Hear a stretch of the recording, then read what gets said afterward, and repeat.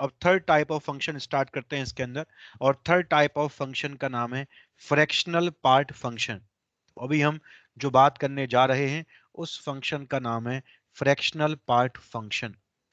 देखते हैं इस फंक्शन के अंदर क्या करते हैं और कैसे करते हैं। ठीक है, पहली बात, सबसे पहली चीज, इसको डिनोट कैसे करते हैं। तो तुम लिखो नोट नंबर 1 के अंदर, इस फंक्शन को डिनोट कैसे करते हैं। तो denoted as y is equal to fractional part of x, ये तरीका है इसको डिनोट करने का, इसको लिखने का। ठीक है, जैसे GIF को लिखा था हमने इस तरीके से, बॉक्स के अंदर x आया था, तो फ्रैक्शन को हम लिखते हैं कर्ली ब्रैकेट का यूज करके, और x इस तरह से लिखते हैं। ठीक है, तो इसको पढ़ते कैसे हैं, इसको पढ़ते हैं, ये लिखा हुआ है y बराबर फ्रैक्शनल पार्ट ऑफ x, ऐसे लिखा हुआ है। अब निकालते कैसे हैं इसको, कैसे काम करते हैं इसके ऊपर, तो वो भी देख लेते हैं। ठीक है, तो वो फ्रैक्शनल पार्ट x का सिंपली मतलब क्या है। तो वो फ्रैक्शनल पार्ट x का सिंपली मतलब होता है कि अगर फ्रैक्शनल पार्ट x लिखा हुआ है तो इसकी जो वैल्यू आती है वो किसके इक्वल आएगी, वो आएगी x minus GIF of x के। अगर मुझे किसी नंबर x का फ्रैक्शन निकालना है कि उसमें कितना फ्रैक्शन है, तो उसको निकालने का तरीका क्या है, फॉर्मूला क्या है, उस नंबर में से हम उसका जो GIF होगा, उस नंबर में से हम उसका जो GIF होगा उसको माइनस कर देंगे, हमें क्या मिल जाएगा, हमें उस नंबर का फ्रैक्शनल पार्ट मिल जाएगा, उस नंबर का हमें फ्रैक्शनल पार्ट जो है वो मिल जाएगा। ठीक है, कुछ एग्जांपल लेके फील कर लेते हैं इस बात को। जैसे मान लो मेरे पास नंबर आ गया भाई 17.85, ये नंबर आ गया मेरे पास, और मुझे निकालना है इस नंबर का कितना फ्रैक्शनल पार्ट है, इसमें कितना फ्रैक्शन इन्वॉल्व है।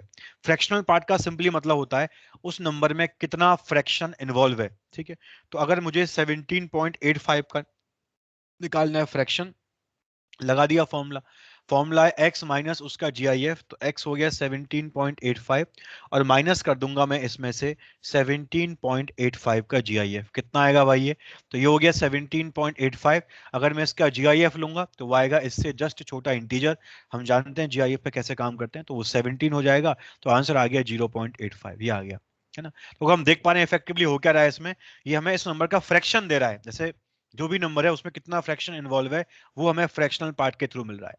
समझ पा रहे हैं सभी लोग क्या हो रहा है, यहाँ पर फ्रैक्शन मिल रहा है अपने को, कितना फ्रैक्शन है। देखो ये नंबर कैसे लिखा होगा, इस नंबर में दो पार्ट होंगे, कोई भी नंबर होता है उसके दो पार्ट होते हैं, एक तो होता है उसका इंटीग्रल पार्ट और एक होता है उसका फ्रैक्शनल पार्ट। तो 17.85 का इंटीग्रल पार्ट कितना है, 17 है, और फ्रैक्शनल पार्ट कितना उसका 0.85 है, तो 17 तो उसका GIF बन जाता है, और 0.85 क्या बन जाता है, उसका फ्रैक्शनल पार्ट बन जाता है।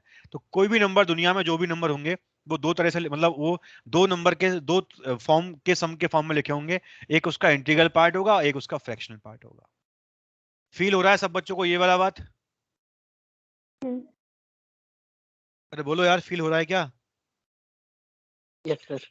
Yes sir. जैसे मान लो मेरे पास नंबर आ गया -3.85, ये नंबर आ गया मेरे पास, मुझे निकालना है इसमें कितना फ्रैक्शन इन्वॉल्व है, मुझे ये फाइंड करना है।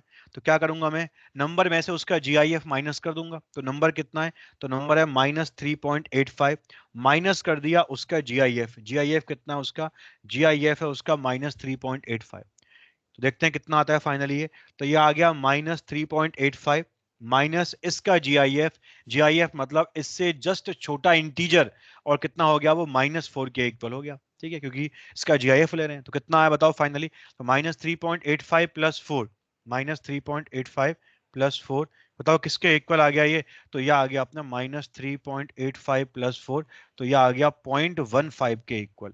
तो इस नंबर में कितना फ्रैक्शन है, इस नंबर में फ्रैक्शन है 0.15 के बराबर। इस तरह से हम किसी भी नंबर का फ्रैक्शन जो है वो इजीली फाइंड आउट कर सकते हैं।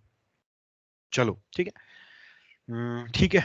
जैसे मान लो कोई मैंने इंटीजर ही ले लिया, मान लो मेरे पास नंबर आ गया 7, या आ गया मेरे पास कोई नंबर, और मुझे इसका फ्रैक्शनल पार्ट निकालना है। ठीक है, एक नंबर आ गया 7 और मुझे निकालना है इसका फ्रैक्शनल पार्ट, तो बताओ कितना आएगा, तो बताओ कितना आएगा, तो नंबर में से माइनस कर देंगे हम उसका GIF, नंबर है 7, माइनस कर दिया उसका GIF, तो 7 का GIF माइनस कर देंगे तो 0 आ जाएगा।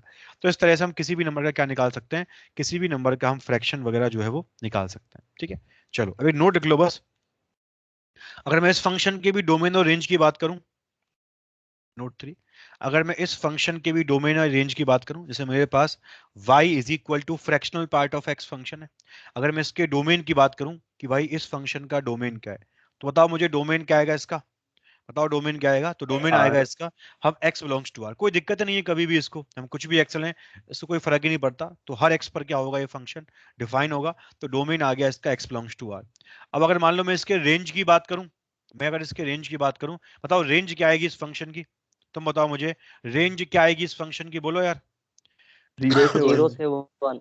बिल्कुल, रेंज का मतलब क्या होता है, अगर हम different different values of x ले रहे हैं तो y कहां से कहां रहेगा, तो हमने देखा था अभी, अगर हमने अलग अलग एक्स लिए थे तो कभी तो y 0.85 आ रहा है, कभी 0.15 आ रहा है, कभी 0 आ रहा है, तो रेंज रहेगी इसकी 0 से 1 में, और रहनी भी चाहिए क्योंकि फंक्शन का मतलब ही फ्रैक्शनल पार्ट फंक्शन है। किसी नंबर का क्या क्या देता है अपने को, ये फ्रैक्शन देता है, और फ्रैक्शन कहां से कहां रहते हैं, फ्रैक्शन रहते हैं 0 से 1 के बीच में, इसीलिए इसकी रेंज भी क्या आएगी, रेंज भी इसकी 0 से 1 के बीच में ही आ जाएगी। क्लियर बात सब बच्चों को ये वाली, क्लियर बात है क्या? Yes sir.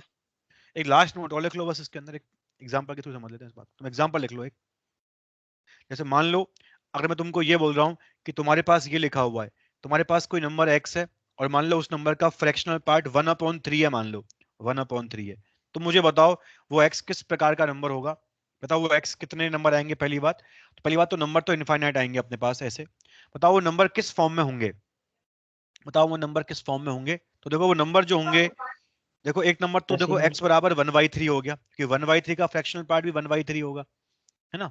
एक नंबर क्या आ गया, एक नंबर जो है वो 1 + 1/3 यानी कि 4/3 आ गया, क्योंकि 4/3 का मैं फ्रैक्शन निकालूंगा, तो कैसे निकालूंगा, तो 4/3 - 4/3 का GIF, और GIF इसका 1 आ गया, तो वैल्यू 1/3 आ जाएगी। ठीक है, अगला नंबर क्या आ जाएगा, अगला नंबर अपने पास जो है वो कितना आ जाएगा, वो आ जाएगा कितना 7/3 आ जाएगा, एंड सो ऑन।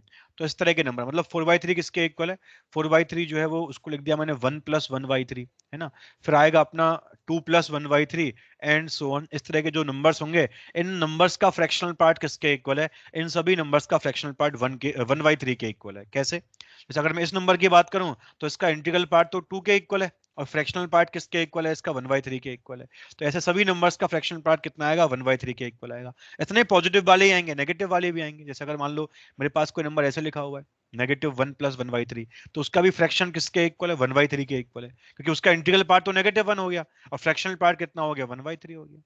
अगर कोई नंबर लिखा हुआ है -2 + 1/3, तो इसका फ्रैक्शनल पार्ट भी 1/3 के इक्वल है, क्योंकि उसका इंटीग्रल पार्ट तो -2 हो गया, और फ्रैक्शनल पार्ट कितना आ गया, 1/3 आ गया। तुम बताओ यहां से बताओ मैं क्या बोल सकता हूँ फाइनली, तो यहां से मैं बोल सकता हूँ कि जो मेरे पास x आएगा, बताओ वो किस प्रकार का आएगा, तो x मेरे पास आएगा यहाँ से n + 1/3 टाइप का। बताओ यहाँ पर n कैसा होना चाहिए, यहाँ पर n होना चाहिए इंटीजर। ठीक है, तो अगर किसी नंबर का फ्रैक्शनल पार्ट 1/3 के इक्वल है, तो वो नंबर किस प्रकार का आएगा, वो नंबर n + 1/3 प्रकार का आएगा, और n वहां पर क्या रहेगा, n वहां पर रहेगा इंटीजर। क्लियर है बात सब बच्चों को ये वाली, बोलो यार, क्लियर है क्या? Yes sir. Yes sir. अगर मैं तुमको बोलता कि फ्रैक्शनल पार्ट 1/5 के इक्वल है, तो बताओ x क्या आएगा उस केस में, बोलो। x आएगा उस केस में n + 1/5 टाइप का। ठीक है, तो इन सबको देख करके हम बोल सकते हैं। ठीक है, चलो फिर क्लास को भी तो यहीं पर एंड करते हैं, बाकी बात अपन नेक्स्ट क्लास में करेंगे।